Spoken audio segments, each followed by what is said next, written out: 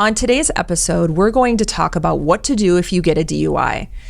There's a lot of questions surrounding what to do if you get a DUI, from how it impacts your job, how it impacts your record, what you should do as far as when to call a lawyer. We're going to answer all of those questions, plus some really fun questions from Google about what to do if you get a DUI. This is the Lady Lawyer League podcast, Omaha's leading lady lawyers, empowering women to be legal savvy. Hosted by Susan Reff and Tracy Hightower of Hightower Reff Law. Welcome back to the Lady Lawyer League podcast, season 3. Season 3. We are in a studio and there are video cameras everywhere. Video cameras. Like, I think there's 5? 14. Okay, 14. 4? So season 3 is the video season. We got a little practice by being guests on other people's podcasts, but not our own. So this is weird. Weird and good. Yeah, weird in a good way. All right, so we're excited. Oh, and there's like a countdown clock too. Oh, yes. It's like at a track meet. Yeah. How fast can we get this done? Yeah, where it's got the really fast seconds. Yeah, I'm not going to look at that. That's going to give me a heart attack. All right, so season 3, we're excited to answer a lot of specific questions, and today we're talking about DUIs. DUI. What does that stand for? Driving under the influence. So do you always have to be driving? Yes. And we're going to talk about what kind of things you can drive. Right. It's going to be really fun. All right, so this is really Susan's area. As a criminal defense attorney, I don't really do DUIs at all. I think maybe I tried it 10 years ago and then was like, wait, how do you get out of it? How? Meaning as an attorney or as a person charged? Or you help your client get out of it. And then you sort of realize, like, you really can't get your client out of it. Well, it's really not any different than any other criminal charge, except there's a few extra steps and they have their own specific report that the police do. But other than that, I mean, people still have all the same rights and you still have the same process at court and all of that. So, okay, so what should someone do if they get a DUI? They should immediately call an attorney, probably someone who has experience in DUIs. Like curbside? They should call the attorney curbside. No, well, that's probably not going to happen. The cops probably won't let them. Okay, so you get pulled over and you're drunk. What should you do? So I am only speaking of this from an attorney perspective, not as the perspective of someone who's had this happen. Right. So, you know... I wouldn't judge you if you did, but... No, right. Thanks. I appreciate that. If you get pulled over and the police officer assumes that you are drunk, they're going to start doing some different testing to determine if there's alcohol in your system. And how can an officer assume that you may have been drinking? They're trained to look for certain types of driving, is generally people who are drunk, and it's not kind of what you would think. Most people that get pulled over for drunk driving are not speeding. They're generally not, like they're not driving aggressively. They're actually usually either driving too slow, they're weaving, they don't have their headlights on, stupid stuff. Like they're not using their turn signal. Like stuff that you do when you're drunk or don't do. Or stuff you do when you're distracted, Like being drunk. Yeah.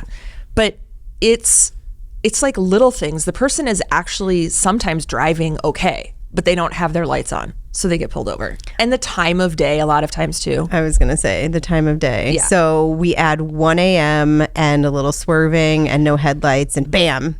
Yep, get pulled over and, the police officer comes over to the window, probably asks you for your driver. Should you say, I'm not going to open the window? No, I think if the officer asks you to roll down the window and you don't, you could get in more trouble. There's a charge called obstructing that you wouldn't want to have added on to whatever else you're going to get charged with, which means you're not following the requests of a police officer. Okay. So roll down the window. They're going to ask you for your license, your registration, your insurance card, and they might make small talk with you. And at this point, this person is trying to act the least drunk as they can. Yes, and very average probably. Very like, I'm a concerned citizen. And they're probably going to engage in this small talk with the cop. And the reason the cop is doing that is, I think, twofold. One, they're trying to get you to keep breathing out so they can smell alcohol on you and see if you're slurring your words. And they're also trying to get you to trust them as like a regular person. Like, oh, how's your day going? Yada, yada. Where, a lot of times they'll say, where are you going? What, do you know why I pulled you over? They don't care what your answer is. They just want to get you talking. But I mean, if you say like, well, I was at the bar, that might. So far, this isn't really like the movies. Like in the movies, people are driving erratically and going 800 miles an hour and running over curbs and the car's flipping over. I mean, I think that happens too, but I don't think that's the usual DUI. Okay. I mean, you do hear about those really sad cases where someone rolls their car or they crash into the school bus or what. I mean, that obviously happens, but I don't think that's the typical DUI. Okay, so in this moment, is there really any way, because the number one question is from our clients, how could I have gotten out of it? Is there a way in this moment, like as you roll the window down, you can get out of a DUI? No, in the sense that when you are issued a driver's license in Nebraska, you've agreed to take what's called an alcohol test. That's what, I don't know. Where you get out and you walk the line. No, not that one. Oh. The one, you've agreed. The breathalyzer? Yes, that's it. You were having a brain fart. I was totally I was like, there's like, because they do the side of the road one, which is called the preliminary breath test, which is just like a little handheld thing. You don't have to blow into that. If you don't, you'll get a class 4 misdemeanor, which is just a fine. But when you are issued a driver's license in Nebraska, you've agreed to let law enforcement test your breath or your blood for alcohol. It's like an implied consent thing. Okay. So even if you refuse to do like the walk on the line, you refuse to blow in the handheld thing, the cop can take you into custody and take you to wherever that test is going to be done, whether it's at the police station, a hospital where they're going to draw your blood or whatever, and basically force you to give a sample. Okay, so I've heard the story, and I don't think it was one of our clients, but one trick that someone has said to get out of a DUI is immediately when you get pulled over, before the cop comes up to your window, you get out of the car, you take a bottle of vodka that you have under the front seat of your car, you stand there with your arms up, and you down the whole bottle of vodka. And then the cop doesn't know if you were drunk before they pulled you over or right then. So I think that could potentially get you out of a DUI, but maybe get you in other legal trouble, like having a bottle of alcohol in reach of the driver's seat, which in Nebraska is illegal. Okay. So that won't work. Well, sometimes some people think getting a lesser charge is better than getting the worst charge. I don't know. So DUI is the worst charge in that scenario. Yeah, worse than open container, yeah. I also think, and I've heard this from several people, but I also, mostly from people asking me if they ever get pulled over for a DUI, if that's what they should do. And I just sort of think, I'm not even going to answer that question. But I also think that in that moment, the police are going to be like, get back in your car. You run the risk of the police being like, what are you doing? They may physically interfere with you, like they may. Remember, you're drunk, right? We're assuming, well, are you? We're after the We're assuming this person's bottle. Drunk, and then you have a completely sober police officer who's trained in like takedown moves and things like that. Who's gonna get to that bottle of alcohol faster? Maybe. All right, so let's not. So do that. maybe you get a splash like near your face. I don't know. So your face smells like alcohol. Yeah. Okay. Yeah. I honestly never have had a case where that's happened, but it's in the movies and TV shows all the time. And I think, yeah, you get pulled over on, I think where it would work is if you don't get pulled over, but your car becomes inoperable because you crashed it. And then you decide that you're going to leave and you're going to go to the bar, you're going to go straight home and start drinking.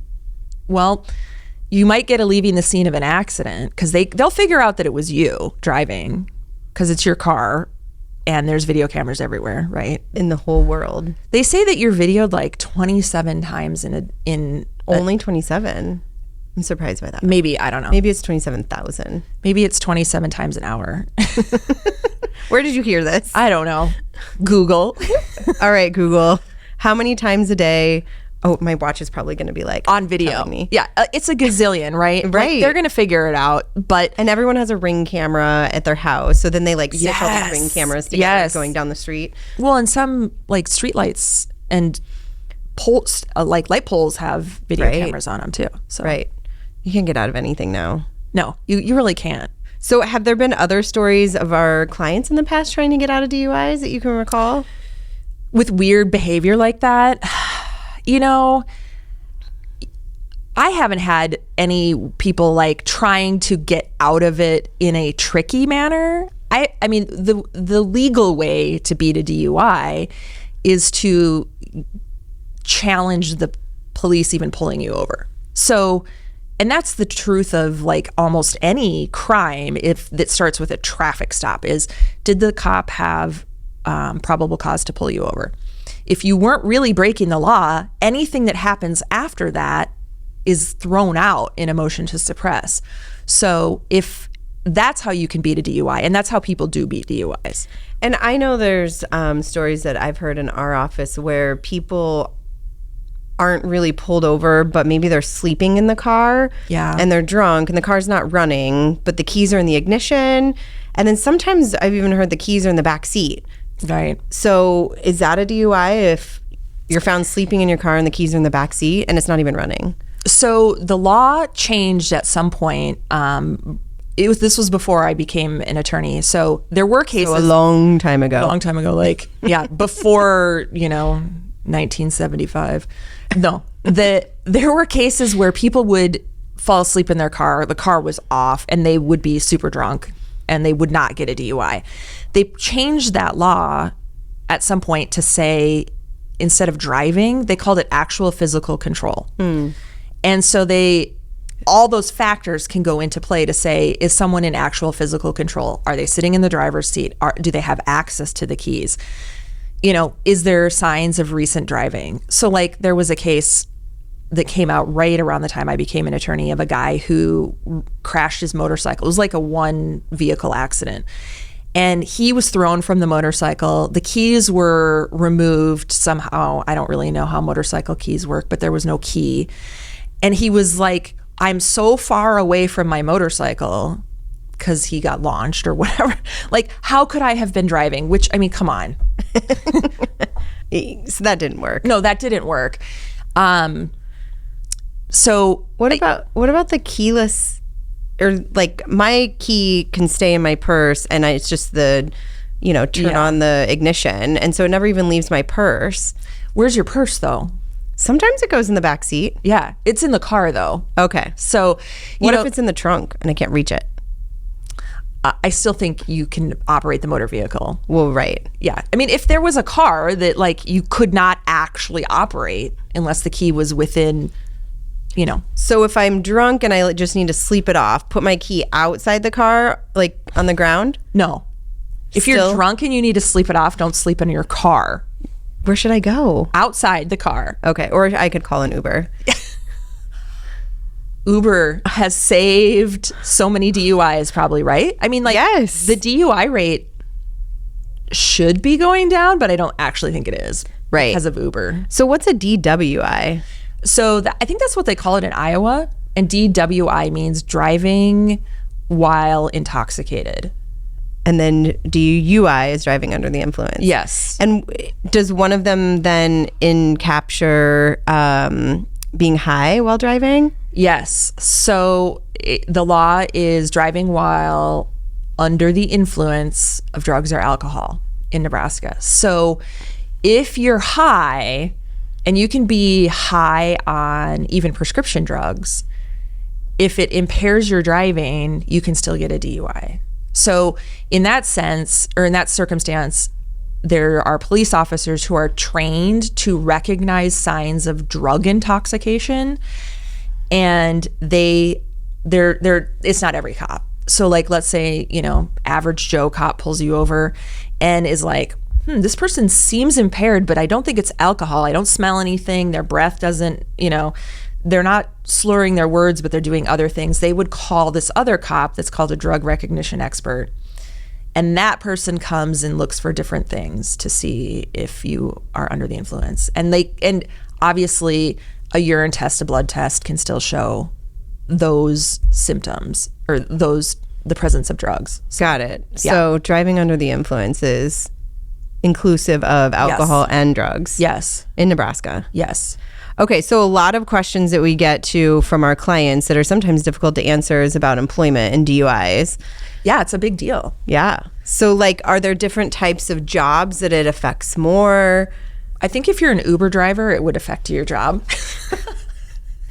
Yeah, and we don't know the answer to all of this about... And if you're a pizza delivery person? Yeah. Who has to tell their employers? We don't know the answer to that, of what's required in your job. I would assume, so let's say driving is a major part of your job. I would assume when you're hired that you have to show a valid driver's license. And I would assume that those employers periodically check to make sure you have a valid license. If you're driving all the time. Yeah, if you're driving for work. I had a client that was issued a company car. He would drive around all the time to see clients. And he said they ran his license every 30 days. So he basically had a 30-day window because when you get at a certain point in the process of being charged with a DUI, the state will revoke your driver's license. Through the DMV? Yes. Okay. Or issue a restricted driver's license to you, meaning you can continue to drive as long as you have the interlock on your car, which is that thing that you blow in that says you have no alcohol in your system. So it allows you to start the car. If you have alcohol in your system, you can't start the car. So can anyone look at anyone else's driving record?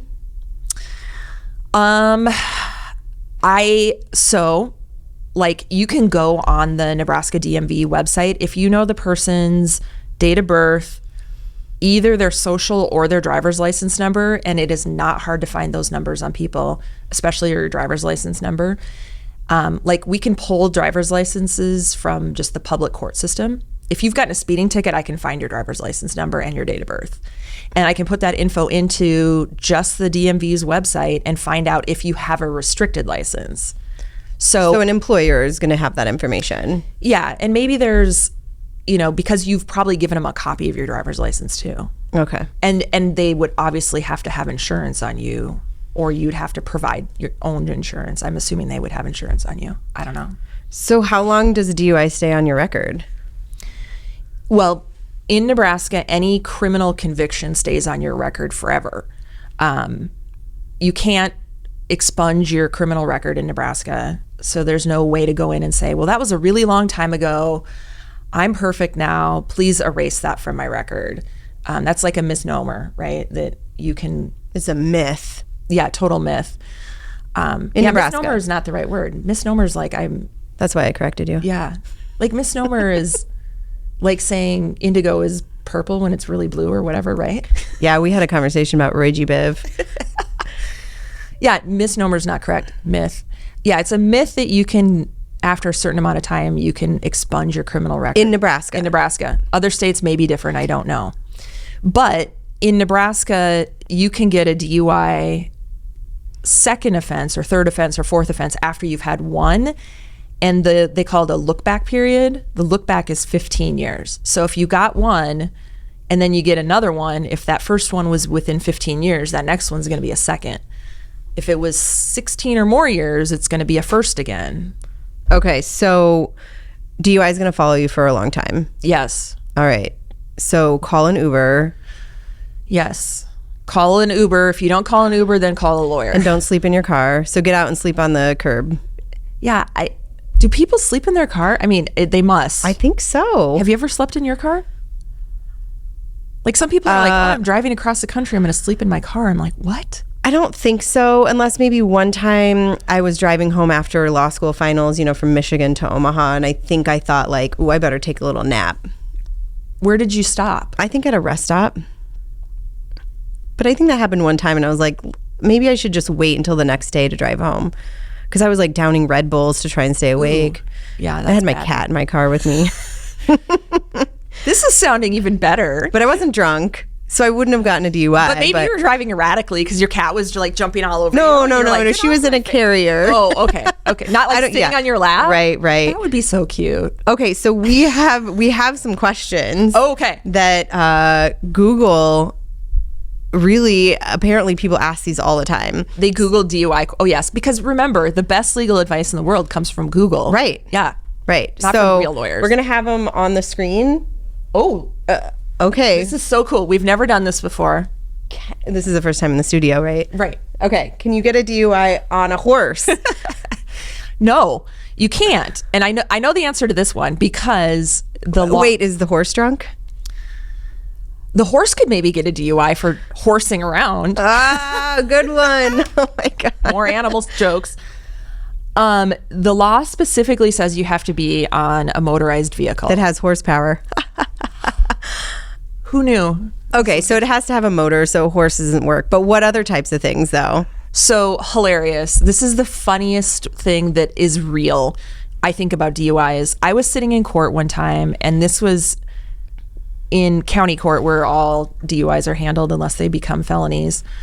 And so everyone can hear everything, right? And this guy gets called up and he's pleading guilty to a DUI.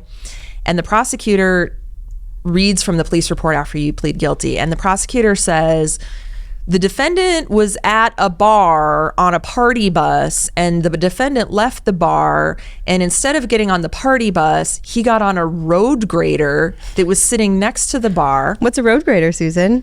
It's like this giant, huge thing that you drive along a road, and I think it like chews up the road. And it grades the road. Yeah. It's like a machinery. Yeah, it's like a huge piece of road construction equipment, right? I don't know. But they said road grader, and I could see this thing, and there's just a chair, and the keys were in it. So this guy and his buddies, he turned it on. And by now, like, I think the people from the bar were like, oh, they're messing around with that equipment, like right next to the bar. So they called the police. The police come, the guy's sitting on it, hooting and hollering, his friends are taking pictures, and the cops get him for a DUI. But he hadn't even driven the road grader? Turned it on. Wow. Yeah. And everyone in the courtroom is laughing at this guy. The judge is laughing. Everyone's laughing. And it was funny, but... So you can get a DUI and a road grader. It's also like, I'm thinking now this guy's driver's license insurance or his car insurance is going to go up. Like, what an idiot. All right. So road graders in, horse, no. What about a bike? A bike, no, because it doesn't have a motor. What about a moped? So there was a case in Lincoln that a person got, I don't know if they crashed or whatever, but they were charged with a DUI on a moped, and the judge determined no, because the motor on a moped wasn't powerful enough. Doesn't have enough horsepower. Right. So I don't know where that threshold lies. If there's like... So an electric bike is questionable too. I think you could probably ride an electric bike drunk. Wow. Probably. All right. Yeah. Moving on. Yeah. What's the next question? Can you go to Canada with a DUI? You go to Canada. So I don't really know the answer to this, but there's like all this talk. And I think, this is Canadian law, right? Because Canada can keep out any... The Mounties? Yeah. Wait, the Mounties are on a horse. They are. The mounted patrol. So yeah, and they line the border and like they won't let you in, like shoulder to shoulder. Just kidding. That's not how it is. So like, is the question like you're drunk as you're trying to get into Canada? Because that would be really dumb. Have you ever driven to Canada? Well, Yeah. You did, right? In law school, because you were close. Yeah. And like they like ask you for your ID and stuff, right? Yeah. It's not just like... So it's a process. During COVID, my husband and I went up to the northern Minnesota, and he had never been into Canada. So he was like, let's go to the border. And we couldn't get in because it's COVID and all of that. And so we kept going to the border, and he would just turn around like right at the border. And he did that like 3 times. And I was like, you're on a list. I think, yeah. And I think we had a rental car, so that's good. I said, Tom, I think we should stop doing that. Because they can't figure out who's driving a rental car. They probably thought he maybe was drunk. So, Oh. all right, next question. He didn't do like this. Like, I'm out. No. No. All right, what countries won't let you in with a DUI? I don't know the answer to that, but I'm guessing there are certain countries that are like, You probably get executed for a DUI in some countries, yeah, probably. even on a horse. All right, next. Should I tell my staff I got a DUI? Ooh.